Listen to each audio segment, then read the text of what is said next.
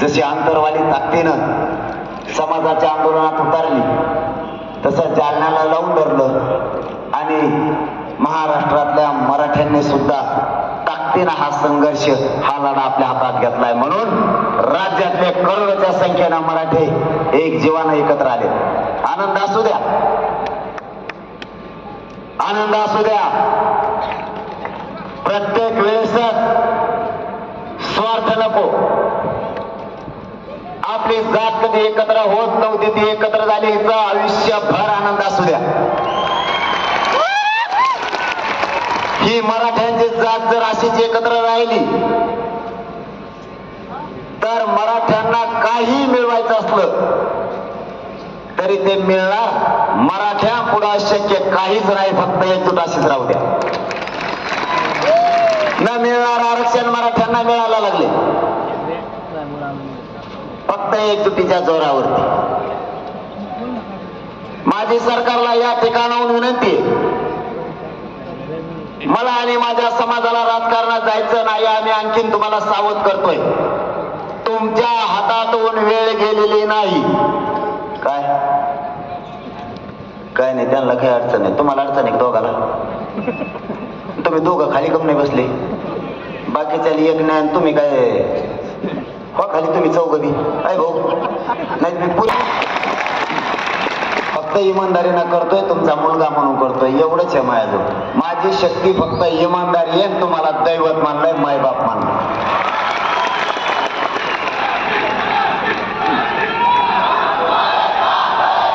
आणि मग मै बी तुम्हारे साथच आहे ना.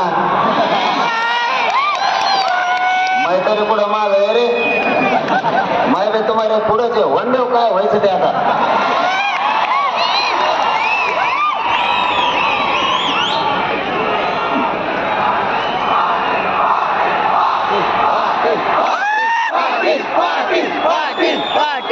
तुम मेरे साथ है म्हणून तर संडास लागली छगन भुजबळला.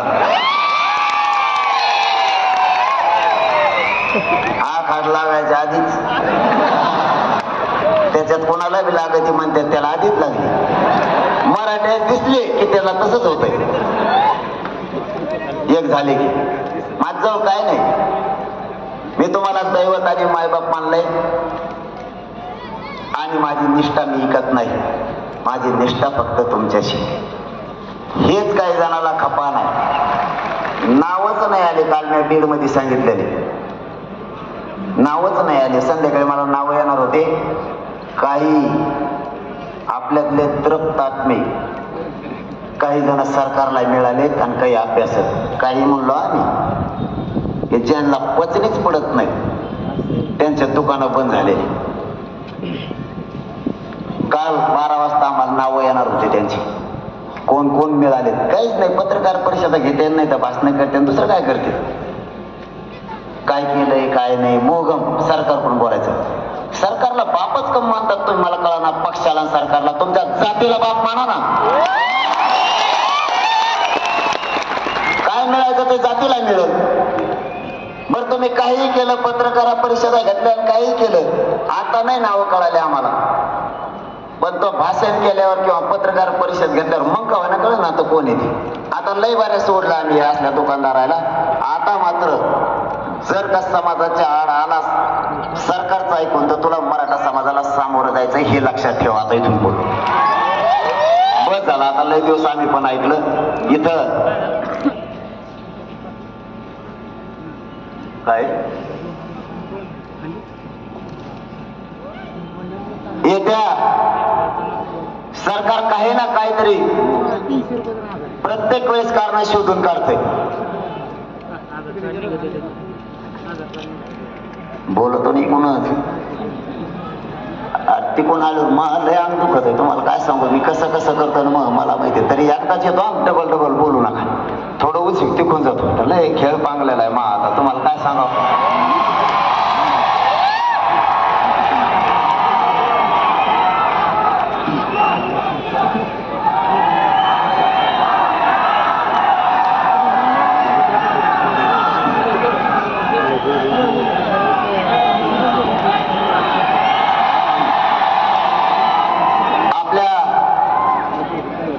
जर सरकारच्या काही हाती नाही लागलं तर सरकार समोर तेवढाच एक प्रश्न असतो,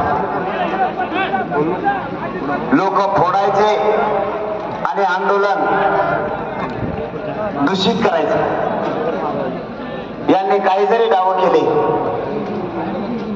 मी मात्र समाजाला आरक्षण मिळवून दिल्याशिवाय सरकारच्या 10 पिढ्या नाही 100 पिढ्या झटल्यात तरी मराठ्यांना ओबीसीतूनच आरक्षण मिळवून देणार. जे व्हायचं असेल, मला एका जागेवर उभा राहू द्या, मला मग बोलता येत नाही. तुम्ही इकडे या तिकडे या म्हणून नका, गपचीप ऐका सगळेजण. परत इकडे आलो, इकडे टाळ्या वाजतात तिकडे वाजतात, मला कोणकडे सुधारणा ना विषय राहायचा बाजूला आणि येडे घालण्यातच जायचं कळून. मी काय छगन भुजबळ सारखा फुकट थोडंच खाल्लेलं आहे. तो फुकट खातो कोणाचं बी. तुम्ही नुसत्या मिरच्या दिल्या त्याला तरी खातो ते. फक्त फुकट लागत, फुकट काष्टाचं नाही लागत. तुम्ही भुरकी तोंडात होता त्याच्या तरी गळून घेतो ते. फुकट लागत त्याला, फुकट. सगळ्या सोयऱ्यांची अंमलबजावणी सरकारनं करावी. उद्याचा दिवस त्यांच्या हातात. 13 तारखेचा वेळ, एकूण 1 महिन्याचा वेळ सरकारनं आपल्याकडून घेतलाय. सगळ्या सोयऱ्यांची अंमलबजावणी आपल्या व्याख्याप्रमाणे करायची, तरच आपल्याला ते मान्य नाही तर नाही. सगळ्या सोयऱ्यांची अंमलबजावणी ही 2001च्या कायद्यानुसार 2012च्या कायद्यात सुधारणा करू. 2024च्या कायद्यानुसार मराठा समाजाचा समावेश हा ओबीसी आरक्षणात करायचा आहे. म्हणून सगळ्या सोयऱ्यांची अंमलबजावणी आपल्या व्याख्येप्रमाणे पाहिजे. नंबर 1. दुसरं, सगळ्या सोयऱ्यांची अंमलबजावणी नुसती मराठ्यांसाठी नाहीये. आता तुम्ही सुरू केलं होईल मग बाबत केलं तर लोकांनी ना, आता तुम्ही, मी म्हणतो कायदा किती करू.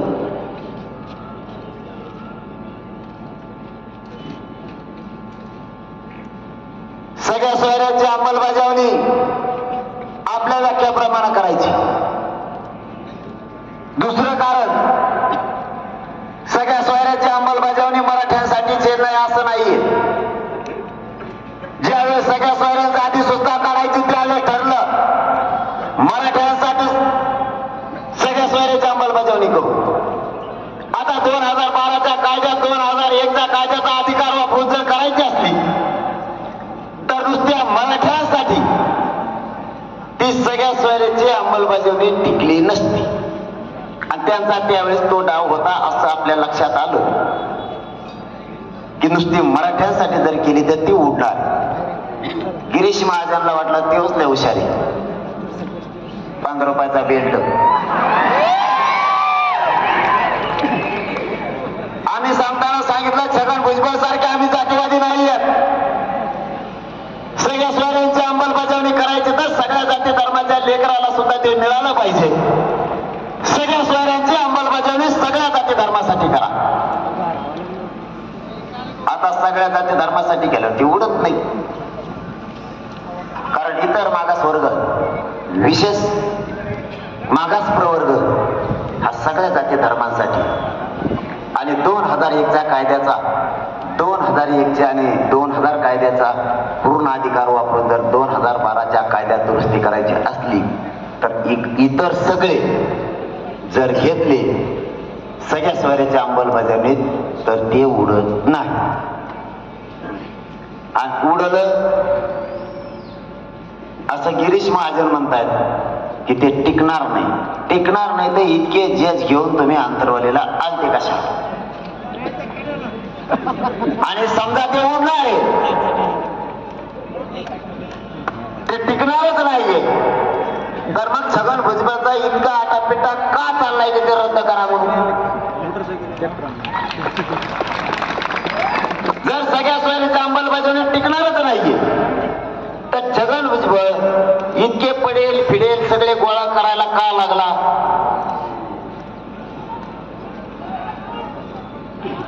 आणि इतके जण जमा करून सगळ्या सोयरीची अंमलबजावणी झालीच नाही पाहिजे यासाठी सगळ्यांनी ताकद लावली.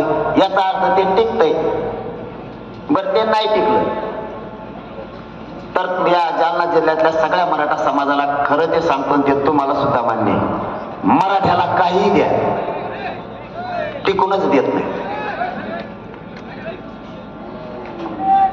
16% आरक्षण राणे समितीला दिलं, उडीलं का नाही?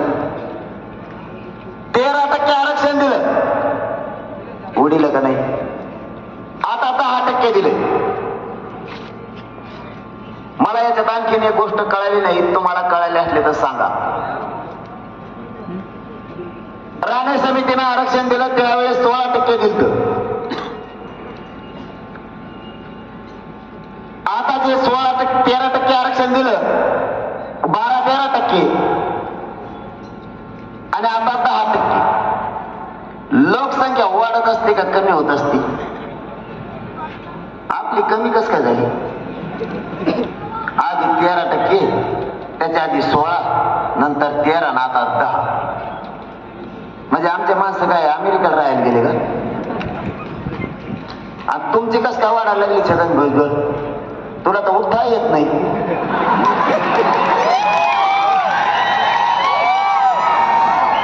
तोही 7% लोकसंख्या आहेत कशी? येड सगळ्या दुनियाचं तो हे. तोही 7% लोकसंख्या आहेत कस काय? तरी आपण गणितलं बरं 60% ओबीसी. छगन भुजबळ म्हणतो तसंच वागायची इथून पुढे. आता शहाणा माणूस तेवढाच राहिलाय महाराष्ट्रात. आता केस पिकेल प्राणी.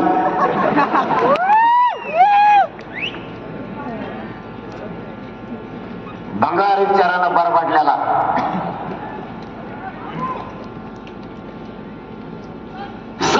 ओबीसी, 34% मराठा. किती झाले? आओ 20% एसटी एसटी. 150% लोकसंख्या असते राज्याची. पागल समजतो का छगन भुजबळ तो आम्हाला? त्याच्यात मुसलमान कुठं सोडितो, मारवाडी, ब्राह्मण, जैन हे कुठं सोडितो? हे नाही करायचे की बेरजी? काय गणित लावीन त्याचा भरोसाच नाही. देणं घेणं नाही त्याला. काय गणित लावायचं लावण्या, आपण आपलं बघू. आपला विषय चाललाय सगळ्या सोयऱ्याची अंमलबजावणी आपल्याला पाहिजे. आपण त्याच वेळेस आणखीन एक मागणी केली होती. त्याच वेळेस ज्या वेळेस न्यायाधीश आले होते त्याच वेळेस ज्या मराठ्यांची कुणबी नोंद सापडली त्या नोंदीच्या आधारावर महाराष्ट्रातल्या मागेल त्या मराठ्यांना कुणबी प्रमाणपत्र द्यायचं, कारण दोघांचा व्यवसाय सारखाच आहे. उडली तर आमच्या सगळ्या सोयरीचं अंमलबजावणी. काय करतो मग आता? मराठ्यांना किती चांगलं द्या, हे लोक खाऊच देत नाहीत आपल्याला. उडी देतच ही गोष्ट मराठ्यांनी मान्य करा. काही चांगलं द्या. आता तर 10% आरक्षण ओरिजिनल या. खरं सांगता तुम्ही म्हणताना आज काय बोलायला लागलाय? मागासवर्ग आयोगानं मराठा समाजाला सामाजिक आणि शैक्षणिक दृष्ट्या 10% मागास सिद्ध केलंय. 10% आरक्षण हे कोणालाच मिळू शकत नाही असं दिलेलं आताचं 10%. पण मागास सिद्ध जर जात एखादी केली तर ते 50%च्या आत 27% आरक्षणाच्या आत घ्यावं लागतं. यांनी 50%च्या वर दिल्यामुळे ते टिकत नाही, म्हणून आपला त्याला विरोध. पण आरक्षण मराठ्यांना मागास सिद्ध करून दिलंय. ते 27% ओबीसी आरक्षणाच्या आत घ्यायला पाहिजे होते, पण त्यांनी ते घेतलं नाही म्हणून आपल्याला ते मान्य नाही. पण एक प्रकारे ग्राह्य धरू ते टिकणार आहे. तरी अंमलबजावणी करायच्या अगोदर कोर्टात गेले का नाही? हे आरक्षण रद्द करावं म्हणून त्या 10% आरक्षणाची अंमलबजावणी होण्याच्या आत कोर्टात याचिका सुद्धा दाखल केली की आरक्षण उडवण्यात यावं म्हणून, रद्द करण्यात यावं. म्हणजे चांगलं दिलं तरीही हे मराठ्यांना खाऊच देत नाही. पण